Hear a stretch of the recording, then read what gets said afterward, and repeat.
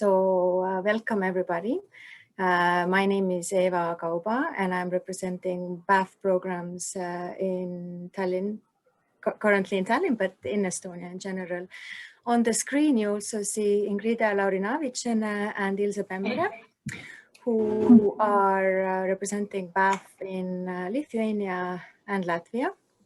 And in case you have any questions related to our organization or our programs, then feel free to contact us whenever, whenever you want. Our emails are on our website and we are available. Before we start with the speakers and their stories and experience related to startups and also their experience in the US, I have a few things I would like to say. As I mentioned, my colleagues and myself, we are here to answer any question related to our organization, but also I encourage you to have a look at our website because there is a lot that you can find out there, information about our programs, our history, and so on. Also, as you know, the speakers are all BAFF programs alumni, which means there are many of them actually, many alumni who have been part of BAFF programs. And I would like to hereby give a floor actually to Agnieszka. I hope she's still here. And Agnieszka is also a BAFF program alumni who is now representing BAFF Alumni Council. And I'm pretty sure she has something to say also for the welcoming part. So Agnieszka, the floor is yours. Hello, thank you, Eva, and hello, everyone. My name is Agnieszka, as I already said, and I'm a member of BAFF Alumni Council. And on the behalf of the whole BAFF alumni community, I would like to greet you all today and say how much we are glad that you're interested in our events. And the BAFF community is really a vibrant and diverse group of well-educated and ambitious professionals from different fields. And today, we are very happy to share our insights in business and startups, which for you who probably are looking to start your career in this field and maybe are planning to create your startup soon. So we are very glad that we have a chance to share this knowledge with you, and from my side, really have an interesting meeting and insightful and fruitful discussion afterwards. And all the best and good luck in your future career. Thank you, Agnieszka. A few more words from my side related to, so to say, household issues. We have 3 speakers, as you are well aware. We are starting from Estonia, then we move to our Latvian speaker and then to Lithuanian. Each of them will have 20 minutes to around 20 minutes. I will try to keep us on track, but more or less. They will share their stories. You have a chance to ask questions, but later. And how do we do it? You see on the screen, there is this chat box. So please feel free to type your question in there. And later, after we are done with an hour, I will be kind of moderating this talk and I will read out the questions and then we'll have this good conversation going on with the speakers. So don't be shy, type your questions now during the talk or even later. And we will be also recording this event. So in case you want to refresh your memory, you can always have a look also later. I hope I didn't miss anything. With that, I would actually like to start with the official part and give the floor to Kalev, who is there. Kalev, you can also yeah. And one more thing to everybody else, I see actually the screen, everybody has muted their microphones, and let's keep it like this so the sound is good for everybody. I will do the same. And all right, I think we can start. So floor is yours, Kalev. Cool, thanks. You can see my slides, right? Yeah. Cool.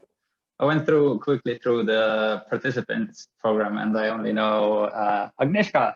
So we were in New York together. That's awesome. Yeah, So glad to anyway, see you. yeah. So 20 minutes is not a long time to kind of conclude past 5 years of my life. I'll do my best. So hence the very short introductions and what I do, and I'll try to more focus on what has happened and how everything ended up in this place where it is, and where is that place. So in short, I am Caleb. Caleb from, yeah. So I run a startup. It's called Adact. And because my kind of passion and everything is very game oriented, game design and gaming and whatever, so I kind of try to create a startup, create a company which also follows this my own ideas and my own passion. But how did it all start? Let's see. How did I do those things that I'm about to say? So I'll start from the end. So I have two kind of main philosophies that I always wanted, and that also is the reason why I ended up in BAFF. I'll tell you in shortly. Number one is I always need to have the next big thing. So this is something that I learned from my first career when I was working in Northel. So that means every single time when I'm doing something, I need to have some next big thing that I vision that's going to happen sometime.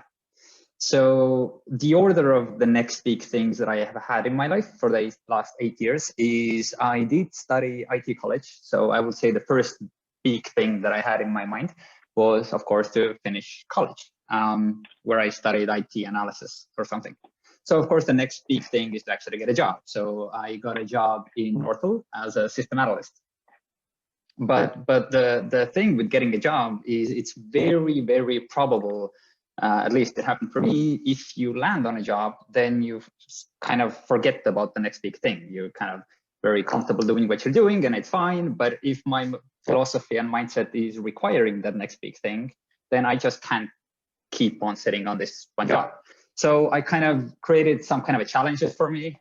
So the next big thing for me was actually publishing a book. So that took me like half a year of actually working and looking forward to something. So that was my next big thing. So, but once that happened, also sorry about my web camera, I don't know what's going on there. But once that happened, then my next big thing was actually moving to Nigeria, where I also worked like IT stuff, basically. The company that I was working in, I was about to quit because I didn't have my next big thing. So I also explained this problem and they offered me the next big thing. But then again, I came back and then I still ended up in the job. And I was worried of not having the next big thing. And I constantly keep saying the next big thing too much, but don't be bothered about it. So, and that's where we arrived to my next big thing, which was the BAFF, which was the deciding to go to New York, deciding to go to America, deciding to applying for BAFF. And then a little bit fast forward, my next big things were then, I didn't even have my logo for my first company. So I just typed it out. It was KLVOU, which was my consultancy business. And then my current next thing is the company that I'm running right now, which is Adact. And step two is at one point in your life, you gotta, like for me, when I realized that looking for the next big thing is my only philosophy, then I need to find a way to constantly kind of satisfy it for myself instead of just running around everywhere. So that's the reason why starting a company for me was the most fitting, because in that role that I am right now, I will constantly, every single day, I always have the next big thing. Like the number on the check that we won can always be bigger. The team that we manage can always be bigger. Whatever. So now I eventually landed in the place where I always have my next big thing. And that's the reason why I started this startup journey. So how did it happen? To rewind a little bit, and I'm going to rewind to the point of BAFF application, where I knew that I would want to. I already decided that I want to apply to BAFF, but why though? Like what's the kind of main like how was my thought process when I thought of I want to go to BAFF? So I made a pie chart because pies. So the large blue sector is like it kind of divides my thought process of what's the most important for me. So the most important for me was actually being in New York, because that's cool. Not specifically New York, but any place will do pretty much.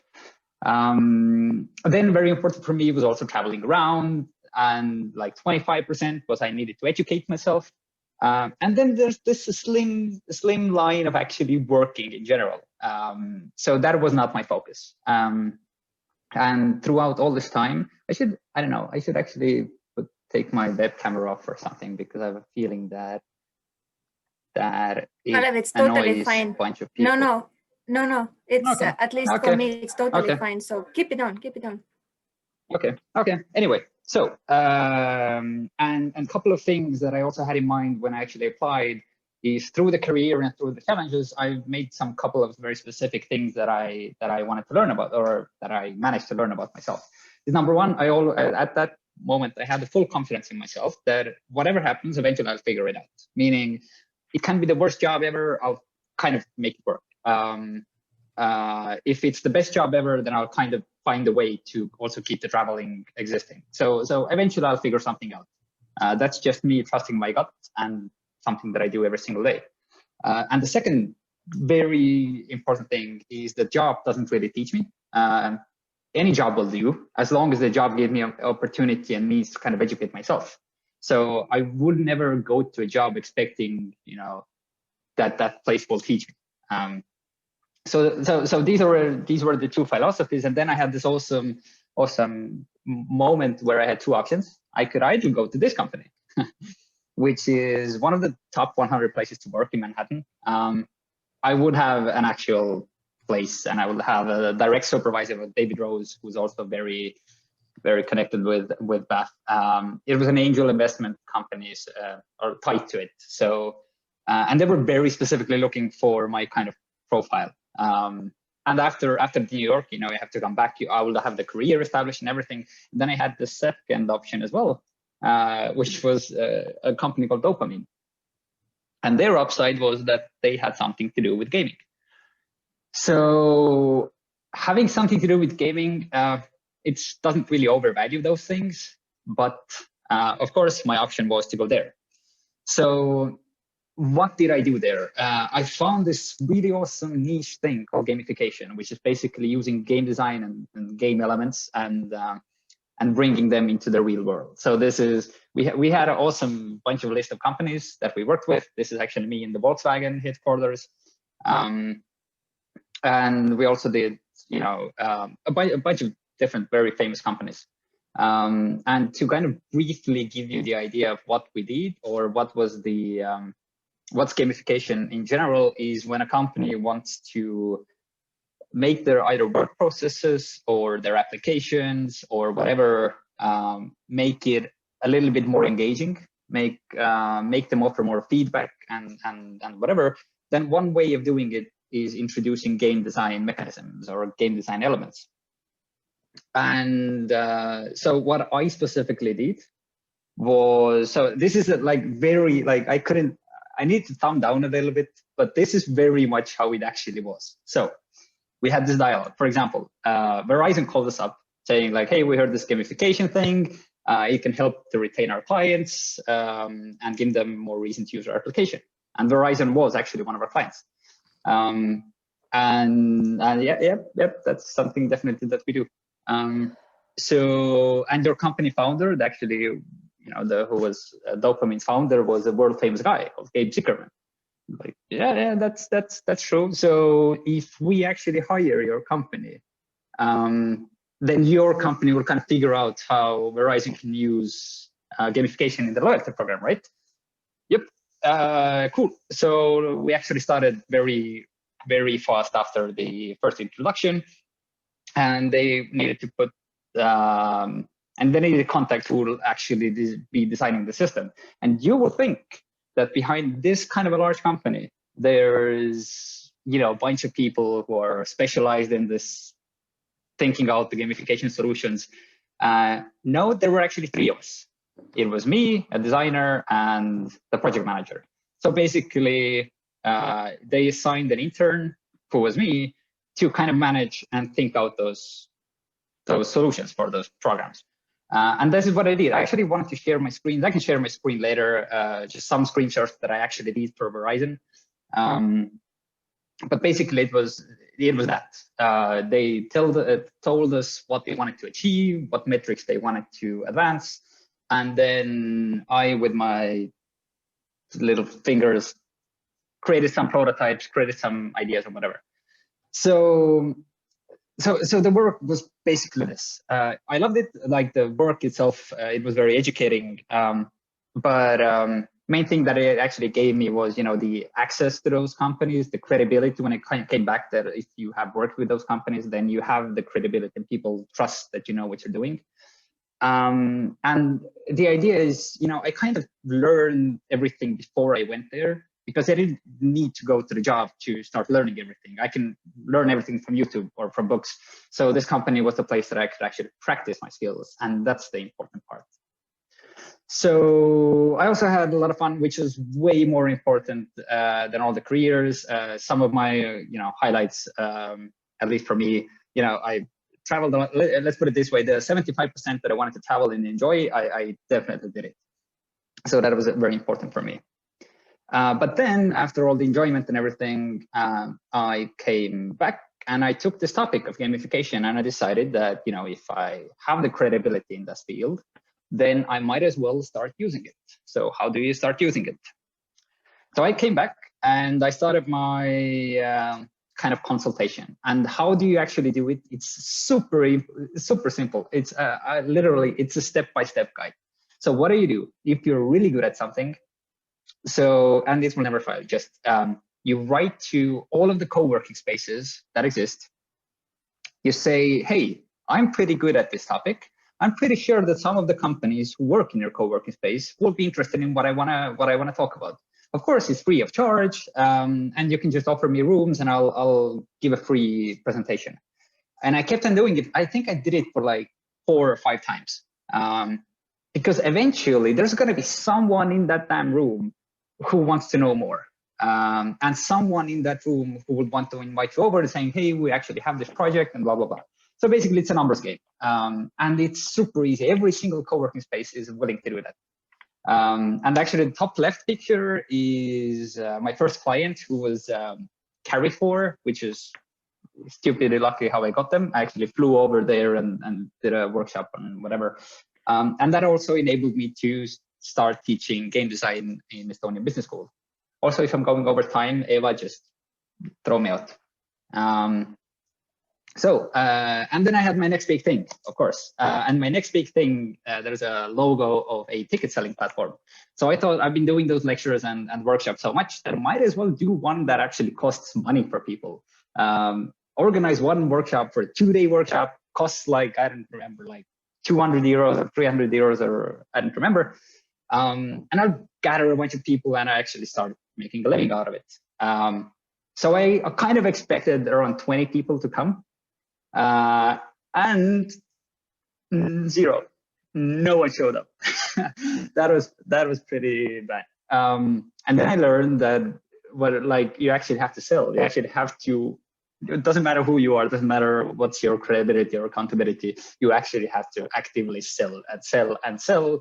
And the other thing that I learned is I suck at sales. Really, I don't know how to do sales.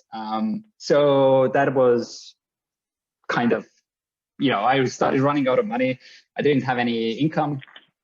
And I actually a little bit started to panic because I can do those workshops. I can make a living out of talking for free for startup hubs.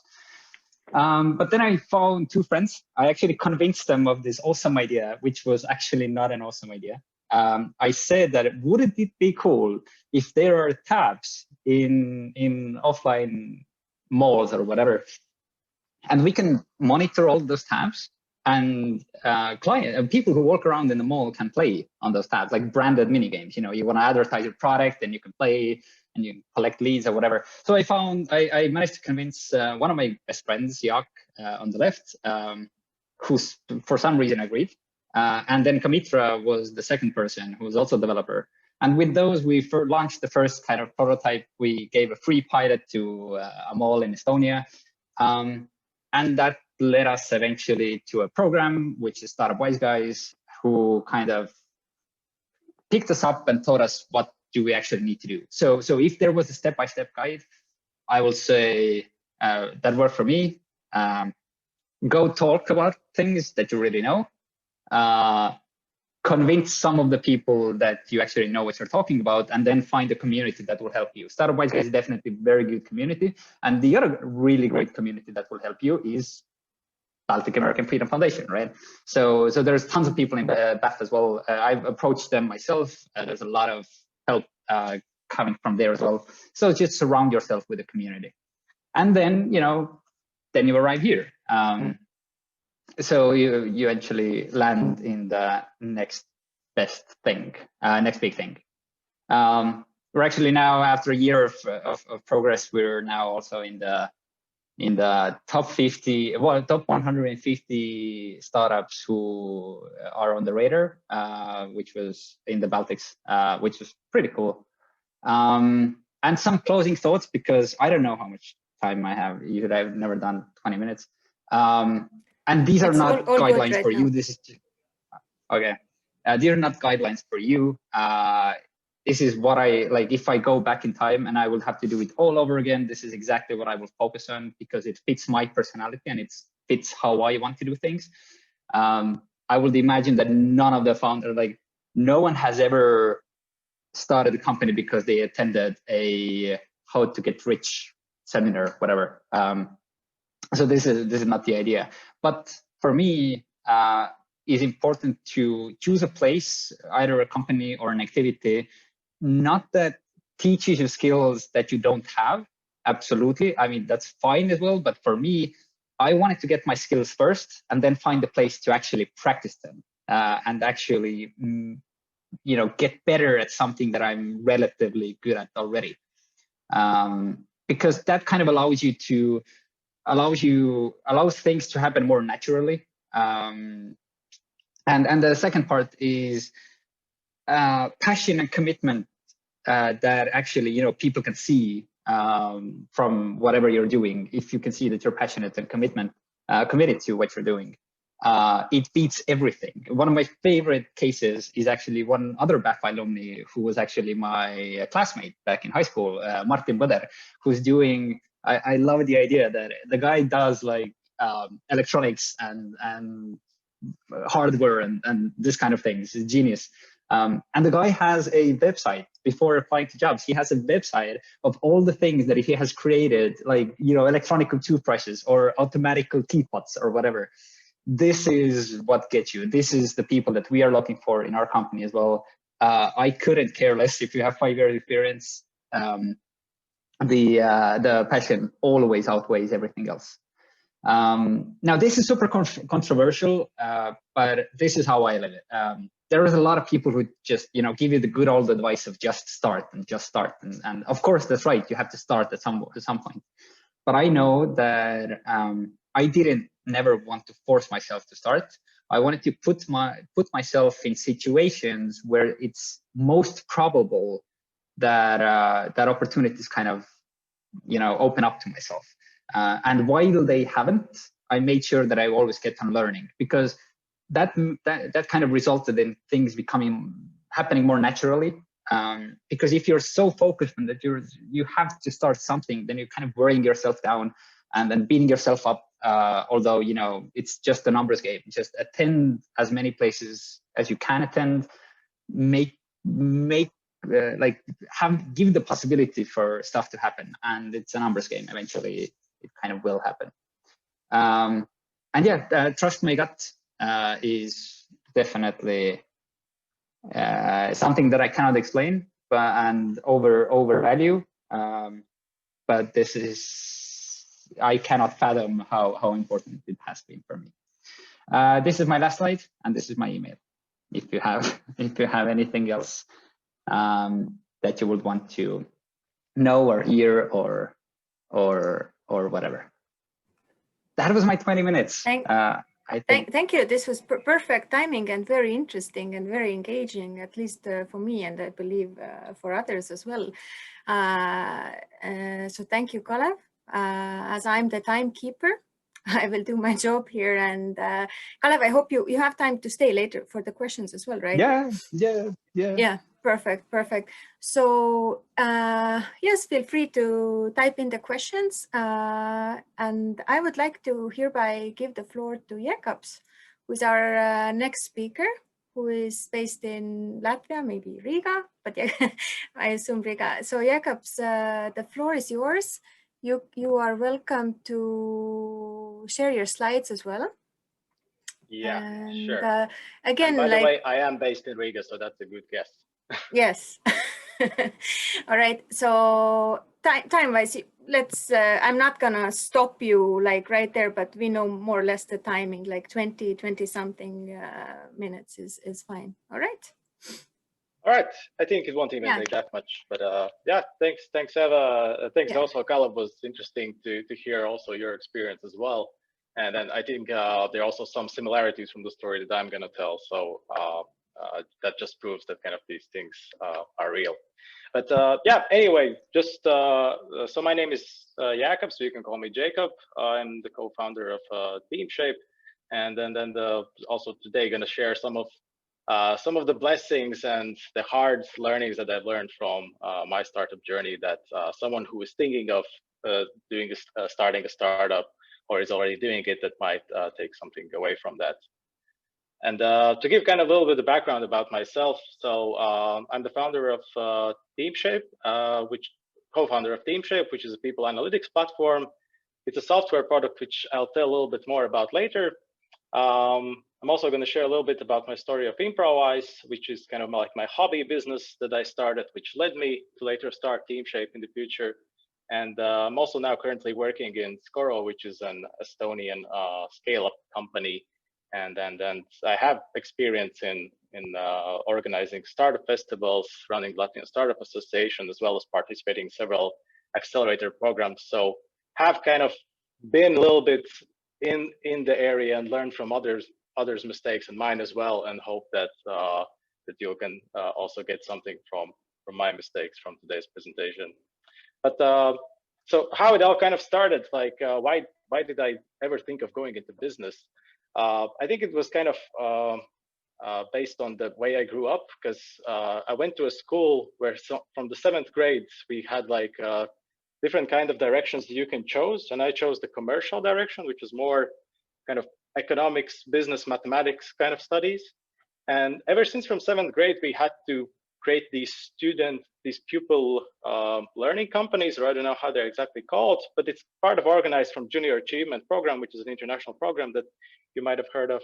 So every year from the age of 12, we were basically running real companies and selling real products that were either homemade or made somewhere else, and actually finding customers, selling them. And that was kind of a good experience for a child to actually understand how does the business process work and what does it take to actually create and sell some stuff. And it kind of was like usually you see in the movies when American children sell lemonades on the street. It was kind of the same, just in a Baltic version, I would say. And after several years of doing this, of course, none of these businesses really took off, as they were kind of, in a way, immature. And then we were doing it on a very small scale. So at that point, I kind of understood that, like, okay, I'm probably not now really ready to get into the real business world. I would need to learn something a little bit more, go to university, work in a job for a while, and then I can go back to doing business. But it was always kind of in my head that I'm going to return to actually doing a career as an entrepreneur. So I went to university. I studied in BA School of Business and Finance in Riga, which has a very strong kind of finance education in it. And what I liked about the school was the freedom that I had to experiment as I tried different business projects on the way. While I was studying, I was running a bar in Riga Old Town, producing balance boards, trying to create a learning platform for students. And I had kind of a lot of freedom to experiment and to search for what are exactly the things that I like and that I would like to pursue in my life. And that was this kind of curiosity, I think, was the main trigger that also led me afterwards to decide to do entrepreneurship, because you always have to be curious. You always have to look for something outside of the box. And yeah, so as the university was kind of finance focused, then I decided that okay, I'm probably going to pursue my career in there, because that was one of the most well-paid professions you can get in Latvia. And then I thought, like, why not? I'm going to work for a couple of years, make a lot of money, and then start my business. That's my plan. So already during the university, I started to work in consultancy firms like Prudenti, Ernst & Young, which are pretty respectable in industry. And I learned a lot in the field, and I thought that, like, yeah, okay, this is something I could do for a while. And because I like to work with numbers, I like to analyze stuff, to work with money as well, as finance is kind of directly the thing that you work with money. And it kind of seemed all clear and set out for the next 5 to 10 years what my future will be like. And then came my possibility to go to USA with the BAFF internship program, which I had been really looking forward to. So I was placed in Miami, Florida, where I was working in Aon Risk Solutions, which is the largest insurance brokerage company in the world. So it's this large multinational corporation. I got a chance to work like with really big clients on a huge scale. Every day I was going to the work in a nice suit, being like kind of very living this corporate lifestyle. But I kind of had two experiences in the US, because since I was also back home, I had already for 5 years played in improv theaters in Latvia. Then when I went to US, I was searching for a hobby there, and I found a local theater in Miami where I basically went to auditions and said, like, hey, can I join? And after the auditions, they accepted me. And so during the day, I was this guy in the suit walking around in offices. During the evenings, I was performing on stages, doing stand-ups as well as improv shows, and just kind of a little bit goofing around, you know. And that's kind of, usually people don't expect finance guys to be this kind of really open and silly at the same time. But the fun thing about the BAFF experience is that I didn't know how it will turn out, and actually it didn't turn out as planned. Because when I returned home, the second experience of the improv theater there gave me more than actually the real job at Aon. But I will get to that a little bit later. So when I returned home, I continued working in a Latvian fintech startup, Mintos, and I just kind of, as many people in their 20s, started to doubt my career. So I thought, like, should I continue growing and pursuing within the finance career, or should I actually start finally doing this entrepreneurship stuff? Because I've been thinking about it a lot, and it kind of really gets my interest. And just like Kalev mentioned that he's also kind of, before making decisions, does a lot of analysis and puts things on graphs. I also, of course, did a list of pros and cons of what's the best for each of the choice. And so, okay, I thought, working in a corporation, well, I'm going to get a good salary, stable working hours, like 40 hours a week, nice vacations, which are guaranteed by law, a lot of social benefits and perks, career growth ladder. So I know that in a year I can become like in a senior position, then I can grow to manager, etc.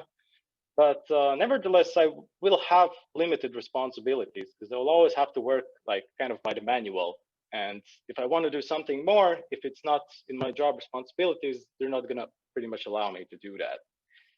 And then again, like, if I start my own business, then I thought, okay, I'm probably not going to have salary at the first, or if I'll have income, it will be unstable.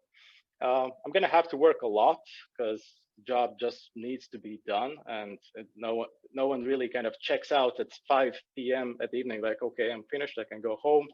Now, if you need to do work for your own business, you just need to finish it. You don't get any vacations or perks. And there's always this uncertainty about tomorrow. Well, will I still have a job? Will I still have clients? Because it's all kind of more uncertain than working a full-time job. But at the same time, I kind of figured that I will learn something new every day, because that's, in this dynamic environment, it's a very good learning curve and an experience. And as you have these limited responsibilities within the full-time job, being an entrepreneur should the sky is the limit. Whatever you make of it, that will happen. And also the flexibility and how you can use your initiative. Like, these were kind of the main triggers that led me to a decision. Okay, I'm gonna go all in. I'm gonna try. And that kind of seems more appealing to me now than working a full-time job. So kind of the takeaway from my US experience was that while I was playing there in the improv theater, I was playing with some very experienced guys, top performers and actors in the USA, and some of them were leading their improv companies. So what they basically did, they kind of implemented all of this knowledge that professional actors train daily into corporate lives. So they led practical workshops for office employees to teach them soft skills like public speaking, communication, teamwork, listening, and others. So when I returned home, I kind of also saw that there was a need in the work environment that I was within, that a lot of people didn't really had these skills that I found being kind of obvious to have. So I started to improvise. I was the first and only one who did this kind of service in the whole Baltics, as far as I know. And then also, just like Kalev, at first I just did basically free trainings for friends of mine who were working in companies or who were leading companies. And that's where I got the most sales from for my services. Because when I first tried to actually sell this service, I went to the head of HRs for several companies and I started telling them like, hey, we're going to do this improv workshop, which is going to be really great. And this is going to cost you that and much. And they're going to be like, whoa. What improv project? What is improv? What are we going to do? Because this concept was kind of new in this area and people didn't really know what improv means and what they thought that it's going to be some kind of an entertainment goofing around thing. So I had also a hard time of selling it, but once I actually held the workshops and they saw the real value of it, then most of my 95% of my business came from referrals that they recommended me to other companies, or they wanted more sessions within them. And the business was quite okay. We also had clients in Estonia and Lithuania a couple of times, and one time I even went to US to lead workshop there. And well, while working with all of these HR departments and company teams, I saw that as I was leading several sessions with them, I wanted to have data on how actually does their satisfaction level within the company or their social skills improve. So I asked these HR departments, do you track any kind of this data? Do you have something tangible that you can show me in numbers, how actually these workshops improve the situation? And none of the clients really did. So I thought, okay, that could be also like a nice side product that I could implement together with my services. So I started researching what kind of tools are out there that track personal data about employees. And I didn't really like any of the solutions. And that kind of led me to an idea that, okay, there's a gap in the market. I have this knowledge from the industry that I can apply and maybe create a new product that I could use for my services and also sell additionally. And that's basically how TeamShape was born. As it's a software product that gets more data about the employee's personality, so to provide reports to their team managers on what is needed. So what kind of approach is needed so this employee can succeed within the company. And yeah, so after kind of really researching into this project and getting into it, I tried to team up with a couple of software developers who could also kind of take care more of the tech side of this product. And none of the cases that I worked with really worked out. But then I met Pavlos, who you can see in the picture. We were both together in Stockholm, and we were part of Antler Accelerator. And we kind of really shared the same passion for improving the people management practices in companies. And he was a great experience in tech, so he knew a lot about the software technical side, which I knew more about the business side of it. And we kind of felt a strong bond that we can really like start to work together. And then before we started, we were kind of really cautious on a lot of stuff on how it's going to be working together. So we really kind of researched one another, and we sat down and we had like these difficult conversations that I believe you should have with your co-founder, because as you're basically building a business together is like getting into a marriage. And we also kind of felt the same thing. So we thought that we really need to know each other before we get into this venture together. But everything kind of seemed to add up, and we started to work on the idea together. So that's just a screenshot from the product that we have. Everything was going really great. We were growing. We were based in Stockholm, in Sweden, and because that's where most of our first customers came from. And then we got an investment that kind of gave us the hope that everything will be great with this business. But then this thing called COVID started this year, and that was a huge shock for us because we lost a huge part of the investment, and we had to return back to the Baltics because we couldn't really stay in Sweden. And despite like kind of this hardship, we decided we're going to continue working on this idea and finish building the product and serve the existing customers that we have. So we continued working. I was working from Riga and Pavlos was working from Kaunas. So we really kind of had this international team, and I saw that it doesn't matter where you are based. If you work on the same values, on the same goals, you can still work from different parts of the world and create a business together. So we currently have a running product. We also got some additional investment back here in the Baltics, and then we have around 150 users for our platform. And the product has changed a little bit from what it was initially, but we're still surviving. We're still growing, and kind of changing part of the product is just part of the process of running a startup. And there are kind of 5 things that I felt are really important that I've learned so far in my startup journey. And this is kind of more related, not really maybe to running a hobby business, like, I don't know, opening a restaurant or being a hairdresser, but exactly to building tech companies, because there are kind of 5 things that I found are quite common and that maybe I wasn't aware of at the beginning, but they were good learning points. And I'm going to share them with you. So the first one thing, it's normal to have unexpected situations in your everyday life, and you can't really plan them.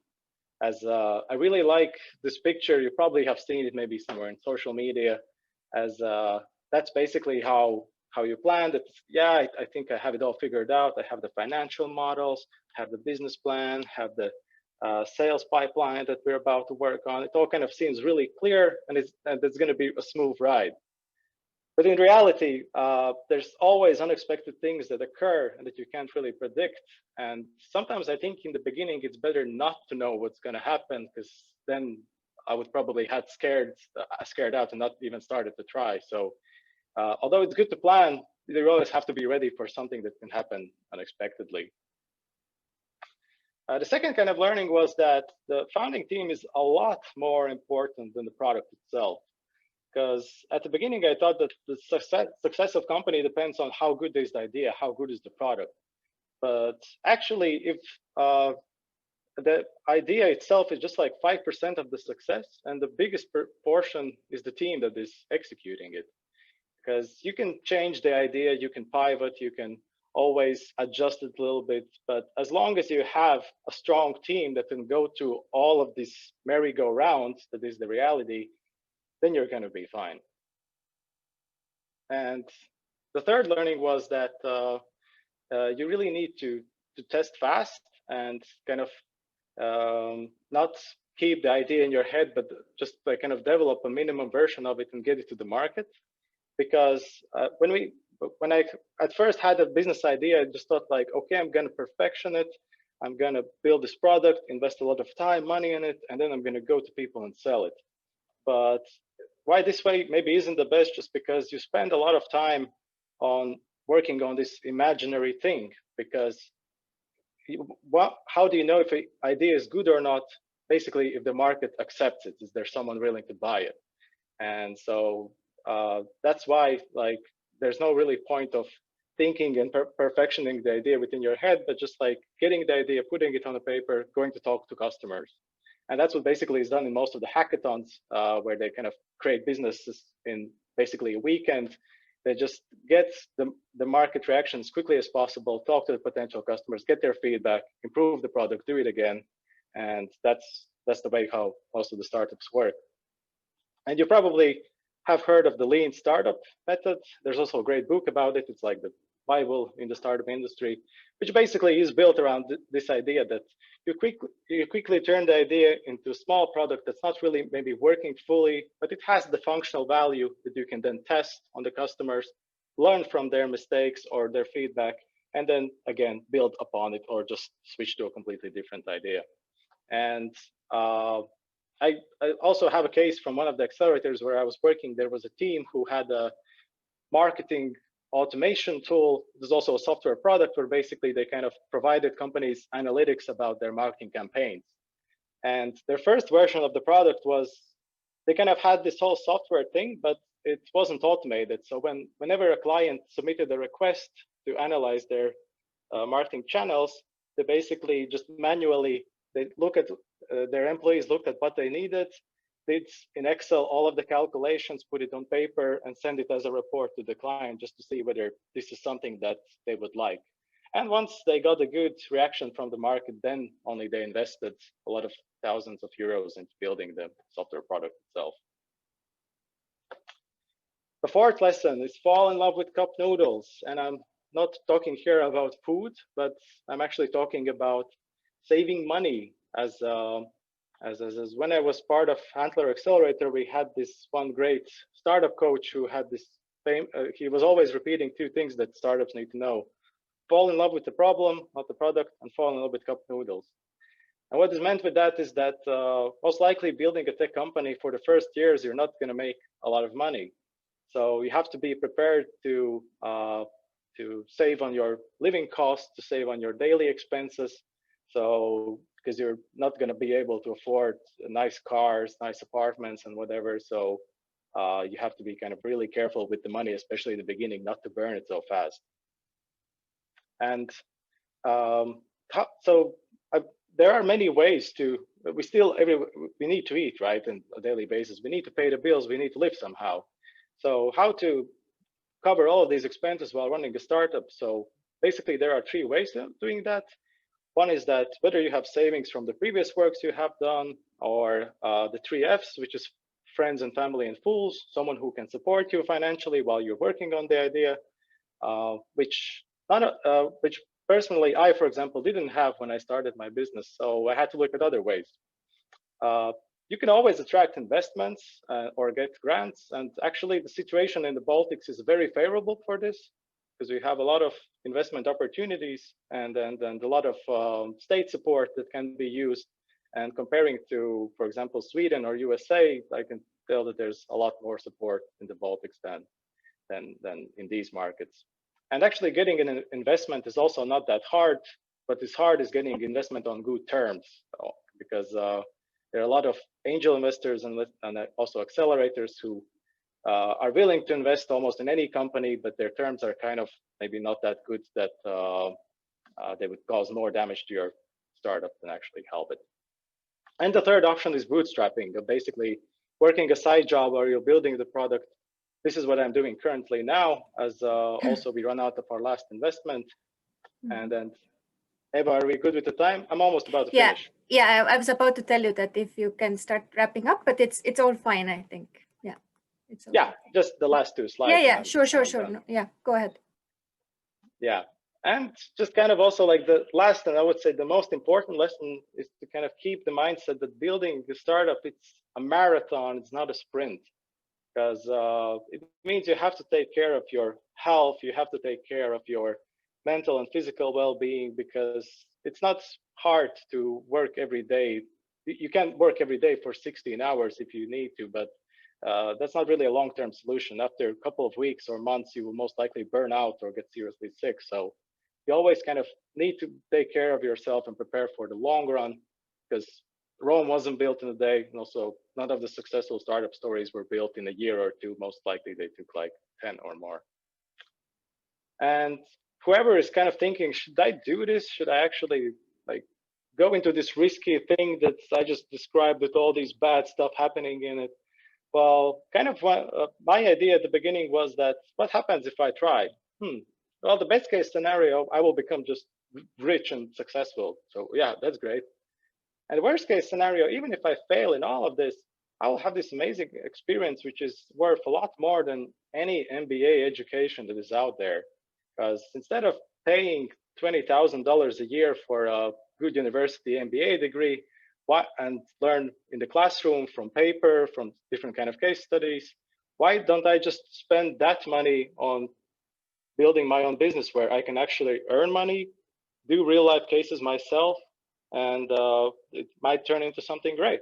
So there's no kind of lose situations in this, you can only gain. And I wanted to finish on this positive note.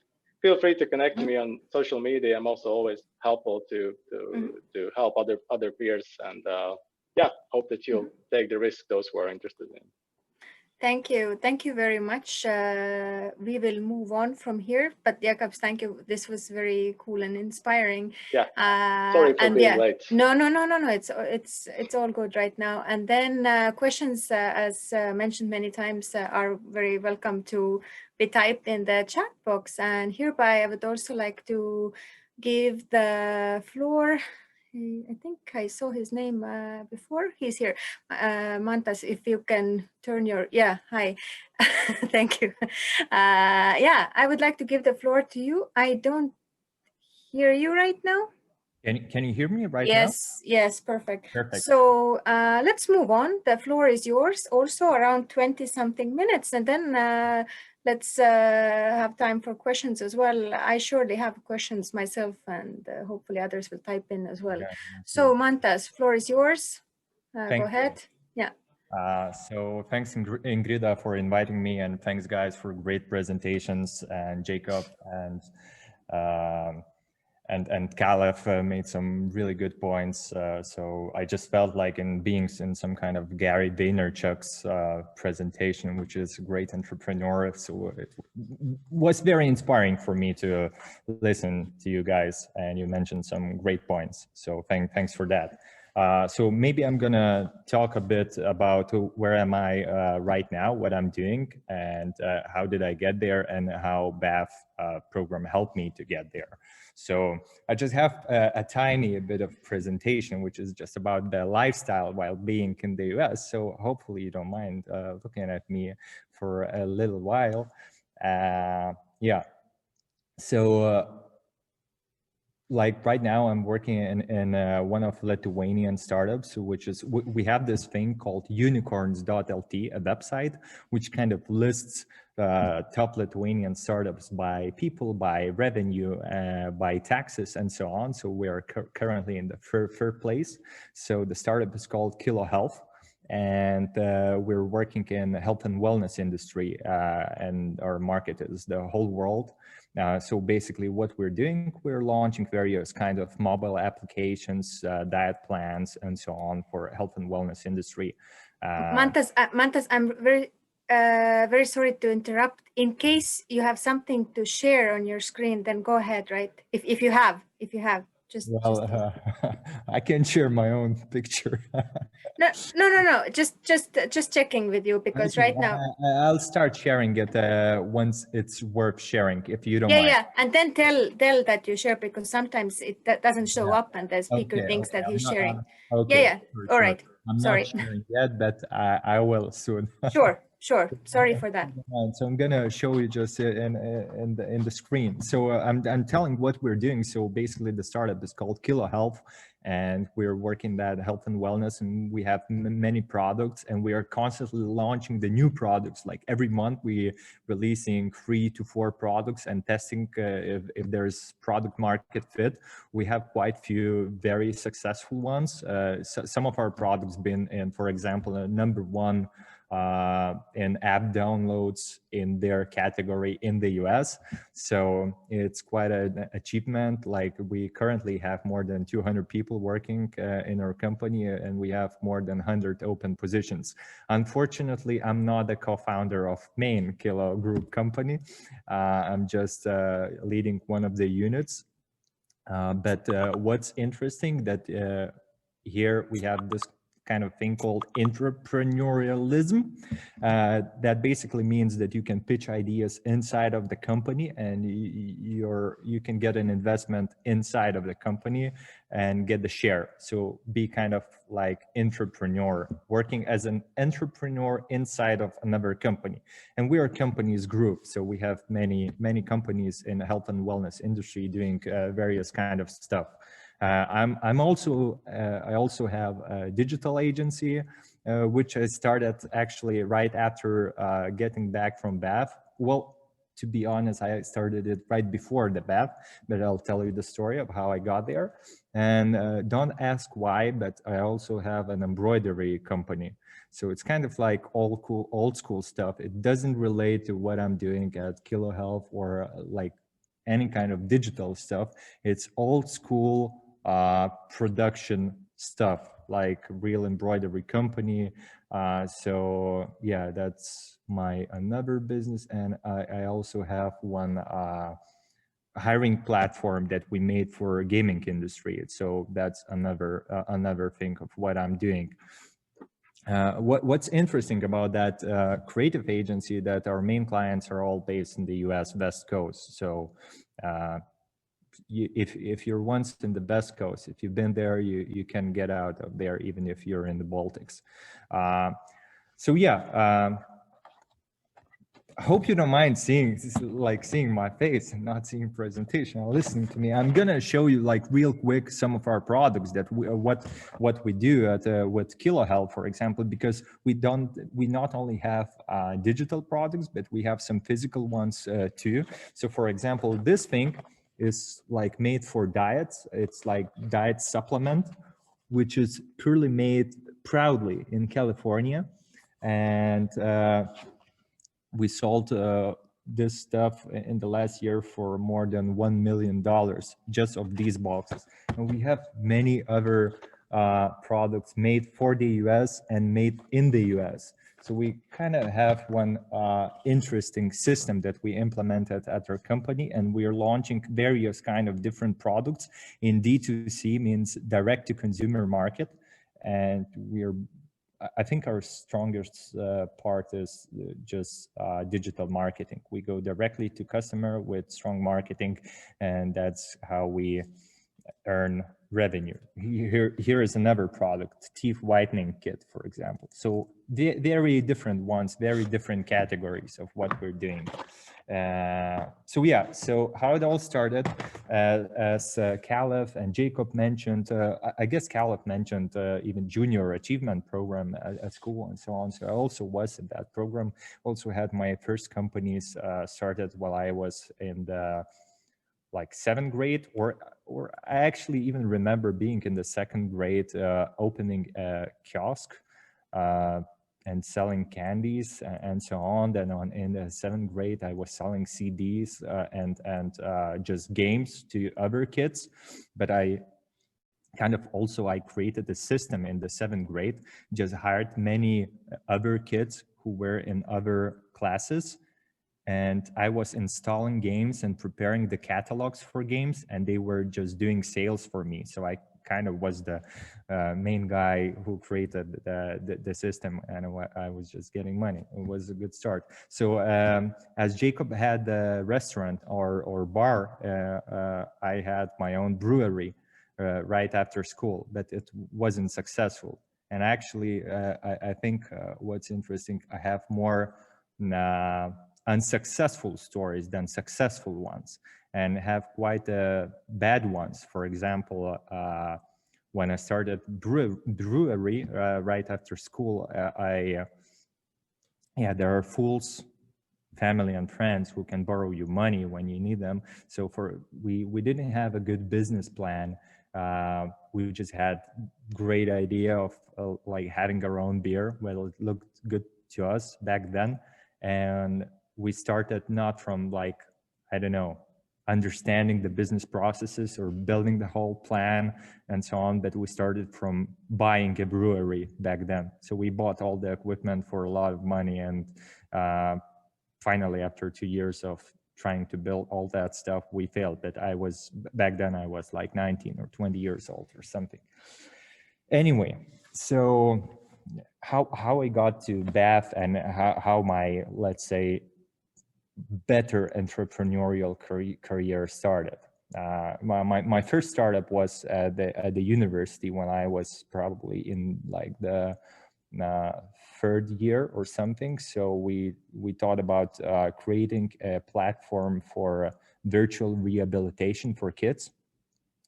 We secured an investment, and it was a platform who let kids. By the way, it's related to gamification. I had many questions actually to Caleb about how he got there, how he decided to go up with gamification, because like I remember when I worked on that startup back in 2012, gamification was quite a new thing. Like not many people, at least in Lithuania, knew what it was.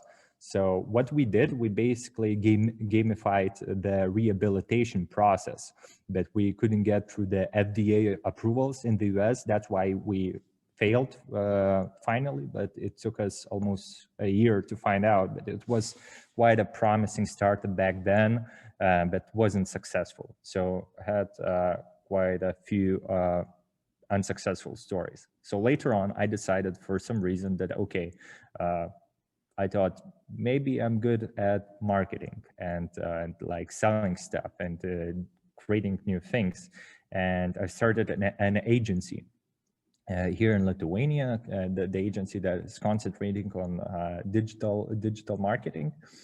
And in some time, so basically what we were doing, we were building websites for other companies. And doing their positioning and so on. I didn't have good experience, so I decided I should get one. And then I thought, okay, where are the best agencies in the world? Who are the best marketers? And I thought, okay, that's US. That's probably either the stupid simple thinking is probably it's either New York or Los Angeles. Maybe Los Angeles is more familiar with my personality. So, okay, I decided to give it a try with the BAFF program. And I got in. I was studying, by the way, I was studying political science. I remember I wasn't decided back then which life way, let's say, I'm gonna choose, because I liked politics and I liked business, and I did both at the time. So I was studying political science at Vilnius University, and I was doing business at the same time. Oh, by the way, just short story, also had a party bus business. So I was selling the party bus and doing parties. That was while I was still at the university, but I quit that.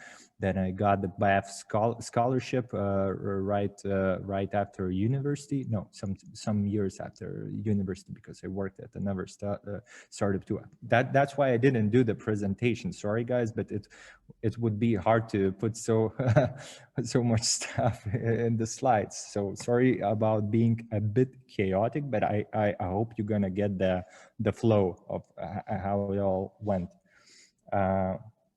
So yeah, and I was thinking about, okay, so where are the best agencies in the world? And I got that BAFF scholarship, and I went to LA. And right now I'm going to show you the presentation. Just a second, just let me know if you're seeing my screen already. Mm-hmm. Yeah. Okay. Yeah, so I'm gonna tell you a little bit of what I did there with BAFF. So with BAFF, we went to Los Angeles, and I worked at a creative agency, which back then was called Mistress. Now they changed their name, especially after all the, how was that scandal called? Yeah, doesn't matter. Yeah, so the agency was called Mistress. It's a small creative agency. It was back then up to 50 people. Now it's called The Many. They changed their name. But what was good then, that it was less than 50 people. So I got lots of responsibilities. I was working in the, sorry, I'm trying, okay, now it's good. Yeah, so I was working with strategy, and I was working in a strategic team with a guy who previously led a marketing team of PayPal. So I was working directly with him, and before that, he was leading the global Coca-Cola marketing team.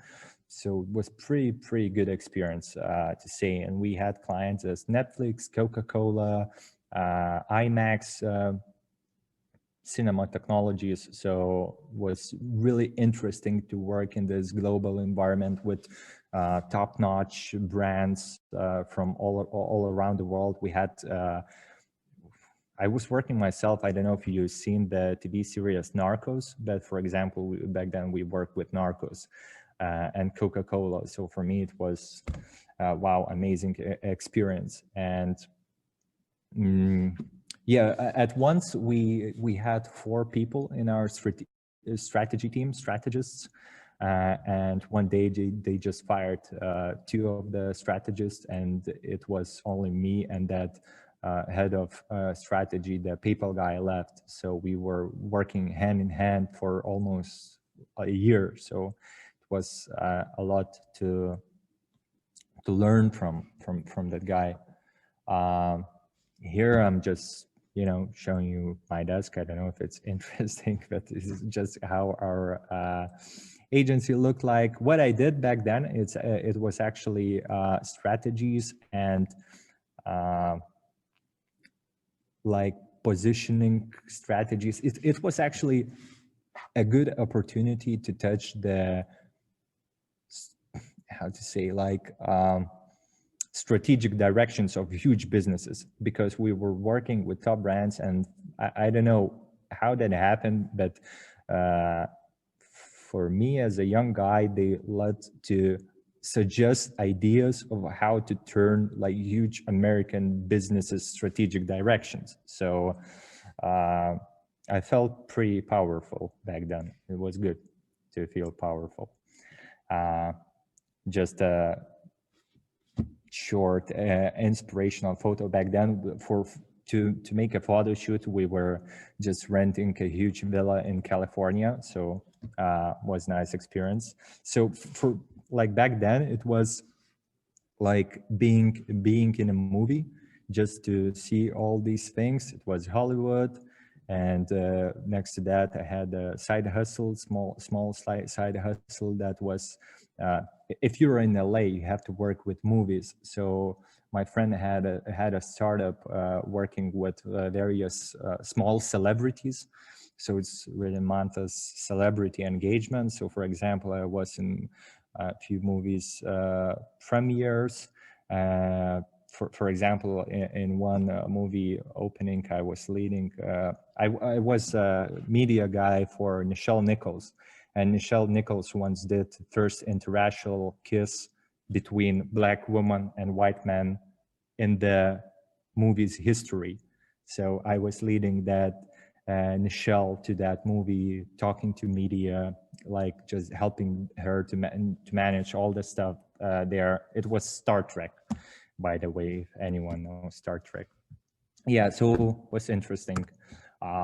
Also, I got into, I don't know, I just thought it might be an interesting story. You know, it's just some kind of side story. It's somehow related to what I'm doing right now. So I got myself into the Republican debate in Vegas.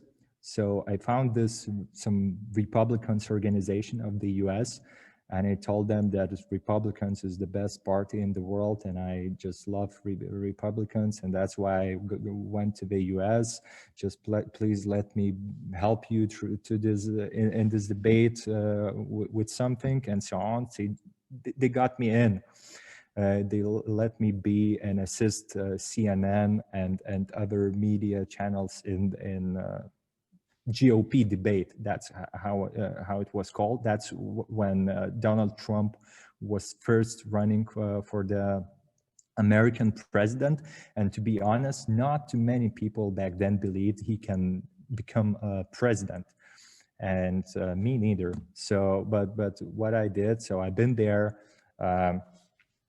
Let me show you something real quick. Okay, are you still seeing my screen or not? Oh, that's bad. We see no. We see the slides. You can stop sharing and then share again. Usually Zoom works like that. Okay, but do you see my slides or you see I some? see the slides, and then on the left side I see the small slides, and then I see I think you're having Mac, right? So okay, I'm trying to share another screen right then stop sharing this one and then start again, and then it will give you the option. Like put like stop sharing and then. Great. Give me a second. Yeah. I'm sharing it again. Okay, the screen. Okay, now should be good.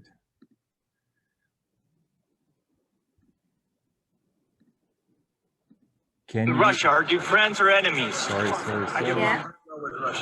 More and more people are calling you racist. Can you see my Facebook right now? Yes. Can you hear it? Yeah.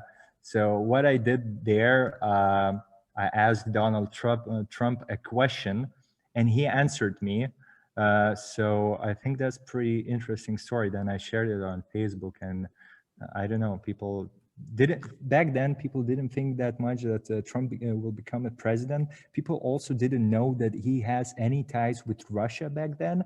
So okay, so I noticed that Trump is coming, so I walked into his way and I thought, okay, I should ask him something. So I took my mobile phone and I asked him this questions. I don't know, can you see that video? Okay, yeah. So maybe it's interesting. Mr. Trump, what's your opinion on Russia? Are you friends or enemies? I get along very well with Russia. More and more people are calling you a racist. So yeah, so that's the video. Can you see the slides again? No, you have to again stop sharing and Sorry guys. then the new one. No, it's fine. That's how Zoom is.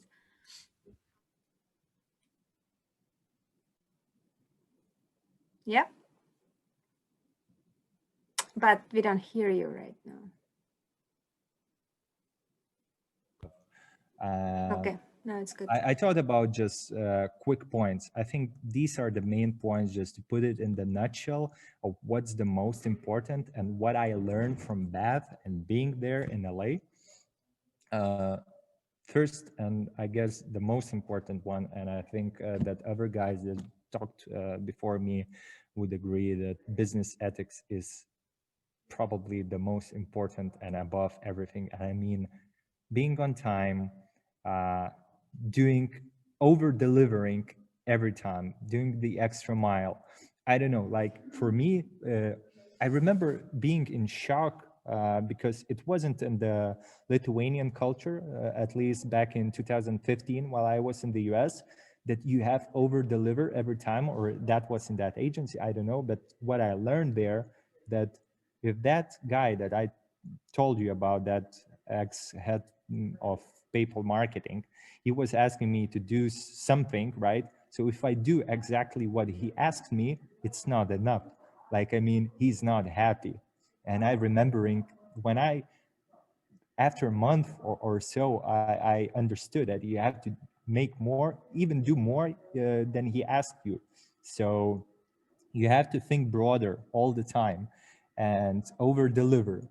And you have to always hustle, always try to find more ways. It's not enough to know I don't know, regular ways. It's not enough to think that you're like, you're done, you're finished. You have to always hustle and look for those more ways of doing things. And what's also important, I think, is just to always have fun and don't take yourself too seriously.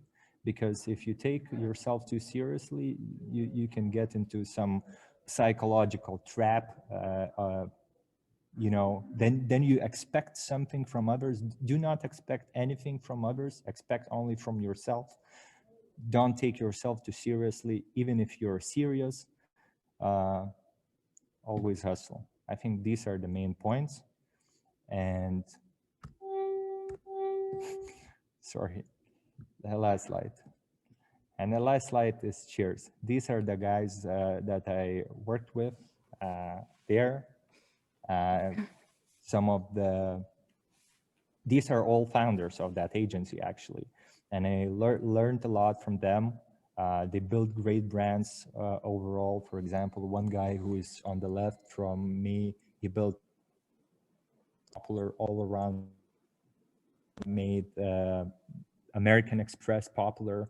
So we have some great, huge experiences that I had an opportunity to work with. And I'm really thankful for BAFF for this. And after getting all this experience, I came back to Lithuania, started my own agencies, and started helping other startups doing stuff. And I think that business ethics and all that hustle that Americans have helped me to get there. And there's still a lot to be done.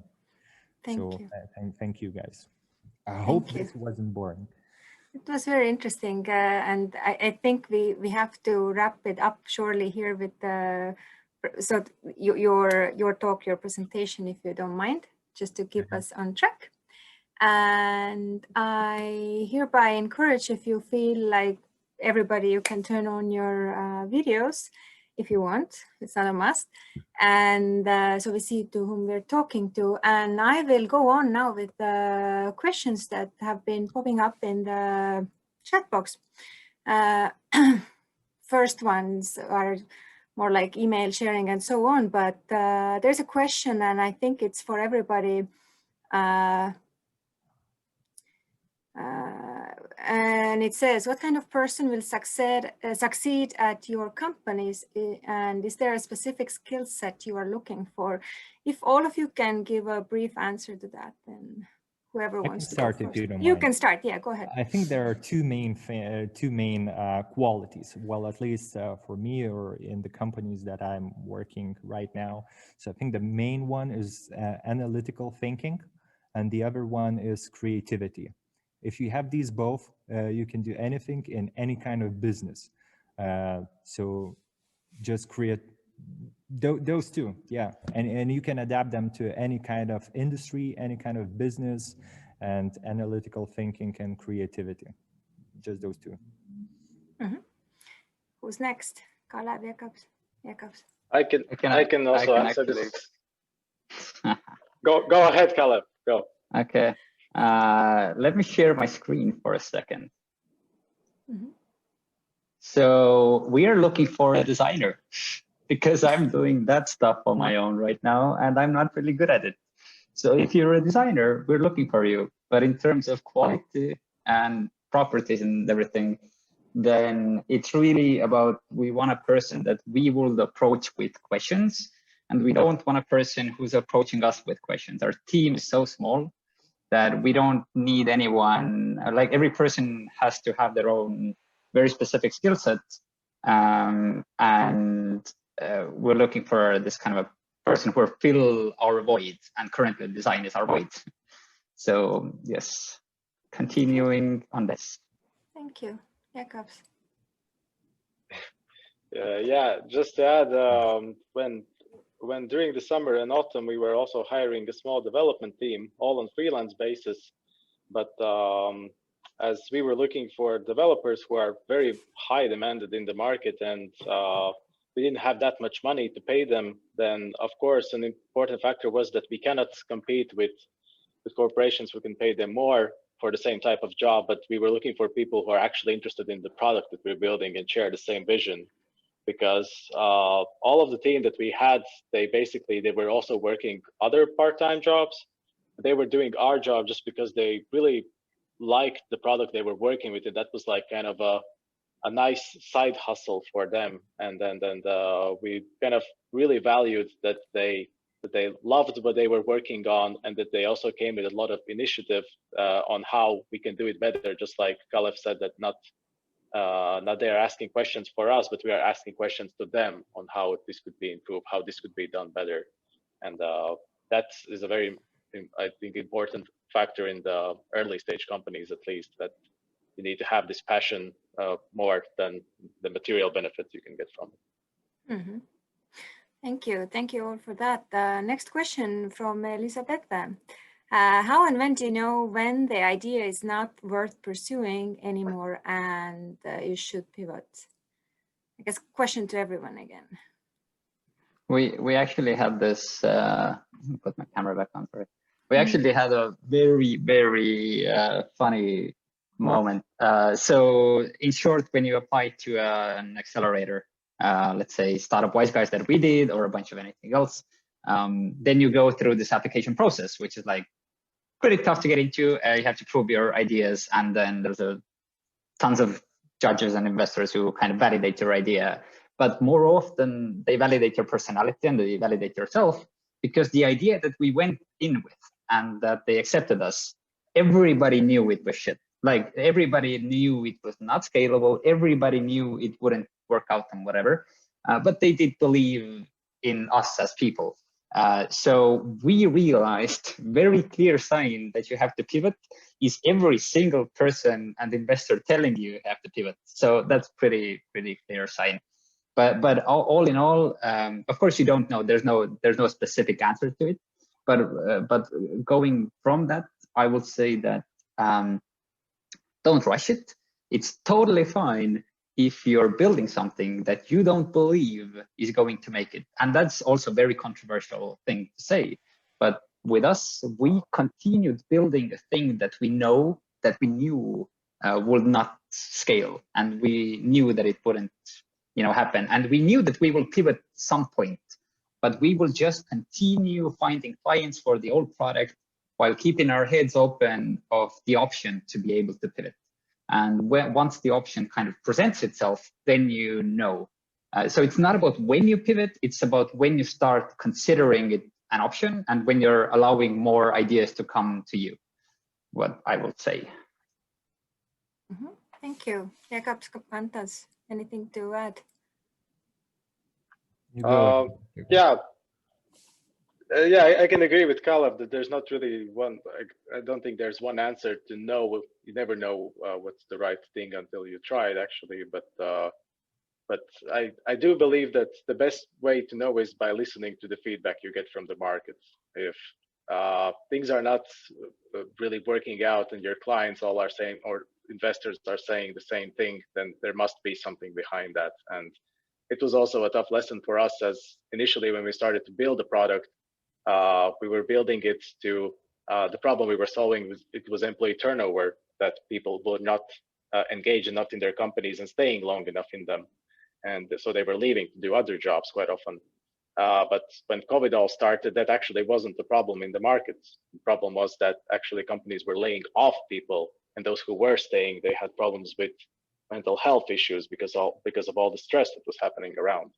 So we also kind of thought that, okay, the initial problem is not going to be probably in the next upcoming years. So we should pivot, because we're not going to wait now for 5 years for the situation in the market change. Better for us to change and pivot into something else that is relevant at the moment. So you just know from the feedback you get. Yeah.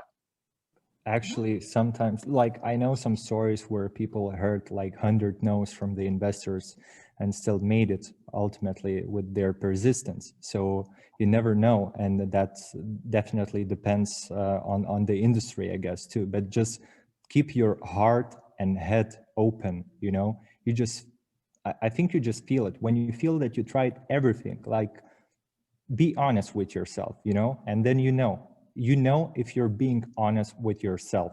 I think that would be my answer. Okay, thank you. Next question. I think, Agnes, you have asked this. Correct me if I'm wrong, type it, but I think this goes also to Mantas. What do you think about dropshipping? I think it goes more in your direction. Can you hear me? Yeah. Something is happening with my microphone. I don't know. Zoom All good. As it can detect it. Well, I think it's a business model. Yeah, some people are doing this kind of business. I don't know, on eBay, on their direct channels. Me, myself, personally, I don't like drop shipping because you're not, well, I think so. Like, I don't think you're creating a lot of value with drop shipping. Anyway, it's still a business model. It's still some kind of way to make money and maybe to learn some sales tactics that you can use maybe later on by building your own product. So that's what I think. Thank you. Another question. I think we can take a few more questions and then we'll try to keep us in time. This goes for Jakobs and it goes like that. You have combined business with the arts in what you do, which is quite an unorthodox thing. Was there ever a moment your professionalism was called into question because of this? If yes, how did you overcome this? Yeah, if I understand correctly, then the question like whether I was questioning my own professionalism, or if somebody, as I understand, also else was maybe, yeah, like some doubts or something like that. I think it's yeah, like of course, a lot. It happened a lot and still happens that usually when I told people like, hey, I'm working in finance and hey, I'm doing this improv thing, it's like it doesn't really add up that easily, and it's hard to create questions for connections with a lot of people from both of the sides. But I mean, just I had experience in both, and I loved what I was doing. So I just kind of there are a lot of crazy cases around that people start great things where they don't really maybe have like a 10-20 year experience in it. So I just kind of followed on what I was doing. I got feedback from the customers who loved it, and then I thought that was the biggest motivator to overcome any kind of doubts. That after a workshop, maybe someone comes to me and says like, "Hey, thanks. After these things that you taught me last week, I had a presentation that I had to run, and it was great. I used these techniques and they really worked. And so did you see that you create the real value in it? Then you must be doing something right." So that kind of clears all the doubts. But yeah, of course, there were misunderstandings a lot. Mm-hmm. Thank you for that. There's another question from Carolina, and the question is, what are the chances to get BAFF internship in music or arts industry? And I hope you don't mind, I'll answer this myself. There are chances. We have many people from all 3 Baltic states who are representing music, arts. We have had sound engineers. We have had people in galleries. We have had people in even modern circus, so to say. Though, so to sum it up, chances are surely there, like with any other field. So. Cool. Thank you, Carolina, for that. I have one more last question from myself, and this goes actually to Jakobs. You were telling, and I think actually it's valid for everyone, but I wrote it down that I have to ask from Jakobs, that you said that you have to sell and sell and sell more. And I'm pretty sure, like Kalev also was telling this, and Mantas has the same experience. Practically speaking, the first steps, how were you selling your thing? Did you, I don't know, email to certain list of companies? Did you call? And one thing is this kind of personal approach, and then the other thing is, I don't know, social media, but I assume you were selling more like in direct way. If briefly, some comments on this from all of you, actually. Jakobs, maybe you start briefly and then others follow. Yeah.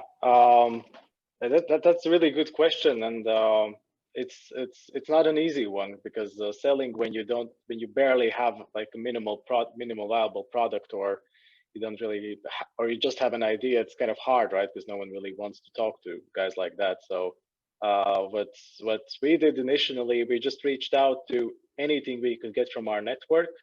So we were kind of pushy towards our friends and to other people around in our network to just ask them for introductions to someone, because that was the kind of the easiest way to really get the professionals to sit down with you at the same table and talk about the problems that you're trying to solve. And that actually worked really well, because it kind of course, it was stepping out of the comfort zone. That if you have to ask your friends, like really pushy, like, hey, can you introduce me? I saw in your LinkedIn that you have this HR business partner in that company. Like, please do the introduction. They don't respond. Then you call them, they don't respond. You send them messages and like, all right, I will do it. So it does require a lot of stepping out, but I would say starting from the network is the best thing. That's the easiest thing. And afterwards, of course, we did also cold calls, cold emails, reached out to LinkedIn, and it wasn't as effective, but it got us some leads. So yeah, just hustling, like Matt said. Thank you. Last quick comments from Mantas and Kalev as well. Yeah, so maybe I can just quickly add to Jacob. I remember while I was selling my agency services while coming back from the US. So so for example, I remember that I worked with Finlandia Vodka back in the US. So I found Finlandia Vodka here in Lithuania and told them I was working for the past year with Finlandia Vodka. Like right now, we're an agency of 8 people having of amazing experience. And they invited me to talk, and then I made a sale in person. And after that, we were working with the major alcohol brand. No, I'm not meaning like Finlandia itself, but the company was called Bennett Distributors, which is the major alcohol distributor in Lithuania. So that's how I made this first sale. But adding to what Jacob mentioned, maybe it also depends on the industry. If it's business to business, if it's business to customer. So if it's business to customer, probably the use of digital media is the best case, just to, investing in paid PPC marketing, pay per click marketing, and using Facebook, Google, and other channels for your sales. Thank you. Kalev, Yeah, I'm not going to talk for long because I don't do any sales. Of course, I was forced to do some sales at first, and then I realized I couldn't. But just a quick note, we actually sold our product before we had anything. So what we did was we sold the idea, basically went to a company, said like, hey, we can do this for you. Would you be interested? We actually have a product that can do it for you. So they will actually buy it, and we will give an extra benefit saying like, hey, you don't even have to use our product. We will do it for you. But we said it because we just didn't have anything. So it was like an extra kind of benefit. But it was basically a bunch of emails and a bunch of contacts. And then as soon as possible, I got a guy who could actually sell. So I'm not doing things that I can't do and I don't know how to do. So I just trust other people to do that. Yeah. All right. Thank you very much. This is now the time to wrap it up. So first of all, thank you all the speakers. So Kalev, Jakobs, and Mantas, thank you so much for sharing your experience. It was very inspiring and very, very interesting. I hope everybody got some tips and ideas here, either to start your own business or just to, move on in your career. So thank you again for sharing. If I saw that Kalev was sharing his email and others had it also in their presentation. If you have, so this goes to the audience. If you do want to get in touch with our speakers, then I hope you don't mind me saying like, on behalf of Kalev, Jakobs, and Mantas, go for it, contact them, find them. I'm sure they can share more useful information.